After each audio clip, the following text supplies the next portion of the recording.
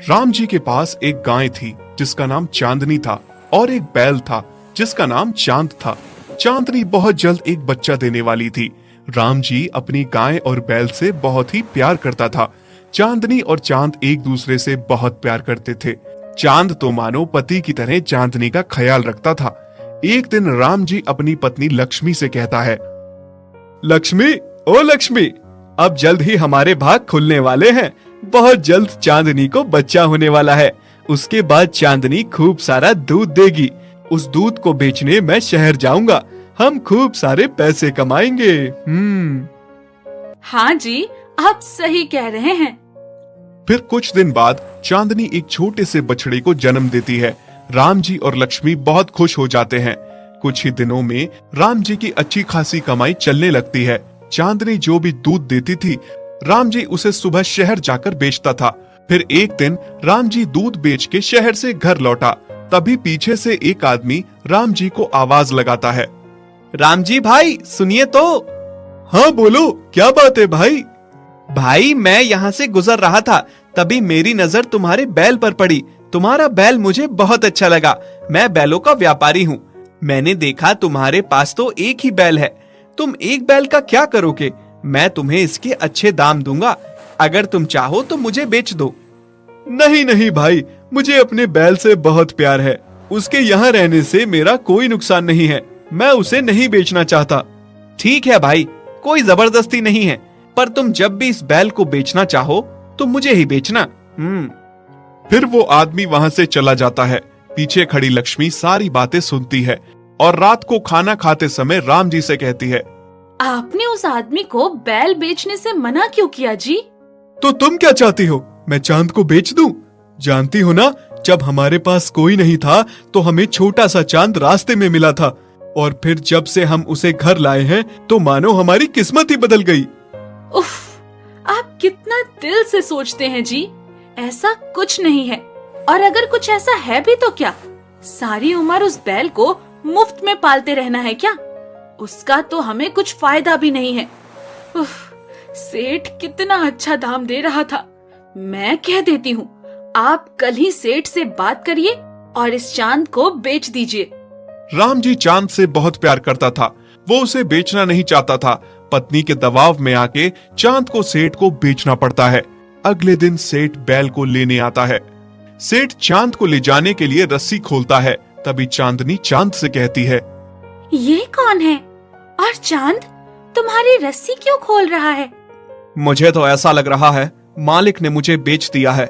ये मेरा नया मालिक है। नहीं नहीं चांद, ऐसा मत कहो। तुम चले गए तो तुम्हारे बिना मेरा और हमारे बच्चे का क्या होगा? ऐसा नहीं हो सकता। चांदनी, मैं भी तुम दोनों के बिना कैसे रहूंगा? पर मालिक ने ऐसा क्यों किया? हाँ, शायद मैं उनके अब किसी काम का नहीं रहा हूँ, इसलिए मुझे बेच दिया। फिर सेठ रस्सी खोल के चांद को वहां से ले जाने लगता है। ये सब देख के राम जी को बहुत दुख हो रहा था। चांद पीछे मुड़ मुड़ के चांदनी और अपने बच्चों की ओर देख रहा था। चांदनी का भी रो रो कर बुरा हाल था। वहीं दूसरी ओर लक्ष्मी खुश थी कि चांद को बेच के अच्छा दाम मिला। रास्ते में चांद को सेठ ने खूब मारा। घर पहुंचने में पूरा दिन लग गया। चांद को बहुत बड़ी गौशाला में बांध दिया गया, जहां और भी बहुत सारे बैल थे और खाने को सूखी घास दी गई। चांद का उस अनजानी जगह पर बिल्कुल भी मन नहीं लग रहा था। उसने वो सूखी घास नहीं खाई और पूरी रात वहां से भागने की योजना बनाने लगा। वहीं दूसरी तरफ चांदनी ने भी चारा नहीं खाया। वो भूखी प्यासी ही थी। चांद जिस रस्सी से बंधा था उसे उसने खींचकर तोड़ दिया। अगले दिन जब चांदनी ने देखा तो चांद उसके सामने था। चांदनी को अपनी आंखों पर यकीन नहीं हो रहा था कि चांद लौट आया था। अब मैं तुम्हें छोड़कर नहीं जाऊंगा। सच? तभी राम जी बाहर आकर देखता है चांद लौट आया है। उसे अपनी आंखों पर यकीन नहीं हो रहा था। लक्ष्मी, अरे ओ लक्ष्मी, देखो तो कौन आया है। कौन आया है? देखो, चांद लौट आया है। अब मैं उसे जाने नहीं दूंगा। तुम क्या इसके लौटने पे खुश हो रहे हो? सेठ को बुलाओ, इसको यहाँ से ले जाए। हाँ, इस बैल को फ्री का खाना खाने की आदत है, तभी वापस आ गया है। अगले दिन सेठ फिर से चांद को ले जाने आता है। ये फिर से आ गया। नहीं नहीं, मैं नहीं जाऊंगा। हे भगवान, मालिक, ऐसा क्यों कर रहे हैं? क्यों हमें अलग कर रहे हैं? सेठ चांद को फिर से ले जाने लगता है। इस बार वो उसे मारता नहीं है। घर पहुंच के उसे गौशाला में बांध देता है। उसे फिर से सूखी घास खिलाई जाती है। चांद को इस बार एक मोटी रस्सी से बांध दिया जाता है ताकि वो भाग न सके, पर फिर भी वो वहां से भागने के बारे में सोचना नहीं छोड़ता। इस बार भागूंगा तो चांदनी और अपने बच्चों को लेकर कहीं दूर जाऊंगा ताकि फिर से हमें कोई अलग ना कर सके। वहीं दूसरी ओर चांदनी चांद के बिना बहुत उदास थी। उसके लिए चांद के बिना रहना एक एक दिन मुश्किल हो रहा था। उसने खाना पीना छोड़ दिया था। ये देखकर राम जी और लक्ष्मी बहुत दुखी हो रहे थे। देखिए ना जी, हमारी लक्ष्मी को अचानक से क्या हो गया है? अच्छी भली थी, अचानक से इतनी बीमार कैसे हो गई? ये सब तुम्हारे कारण हुआ है। तुम्हारे साथ मैं भी इस पाप का भागीदार बन गया हूँ। हाँ, मेरे कारण? मैंने क्या किया? क्या तुम अंधी हो गई हो?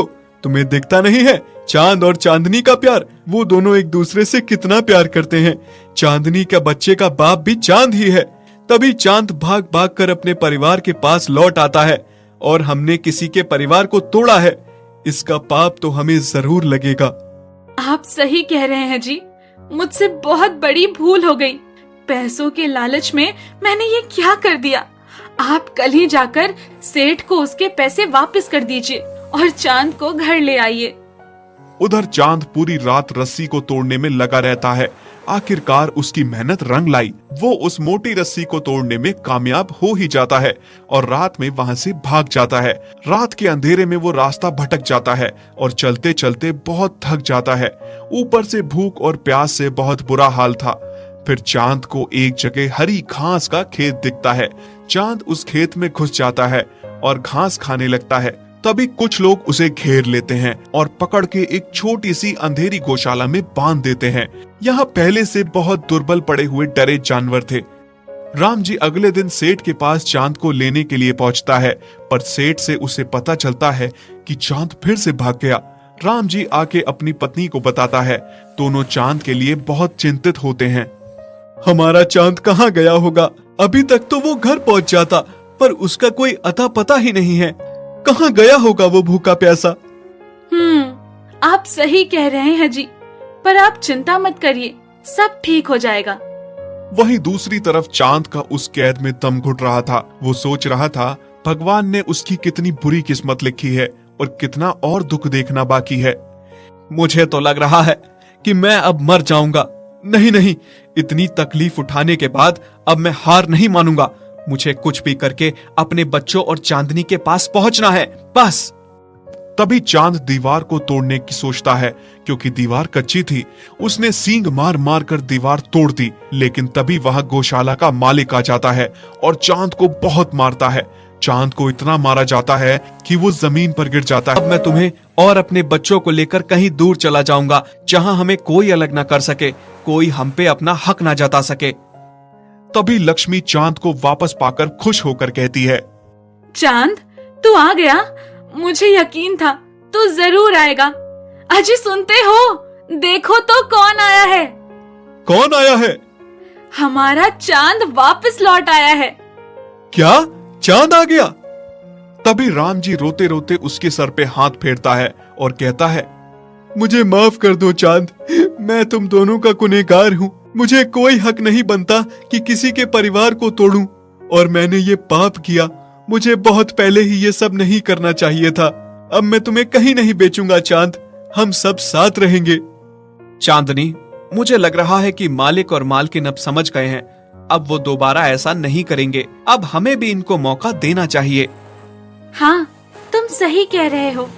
और वैसे भी गलती भी तो इंसानों से ही होती है, और अंत भला तो सब भला। और फिर सब खुशी से रहने लगते हैं।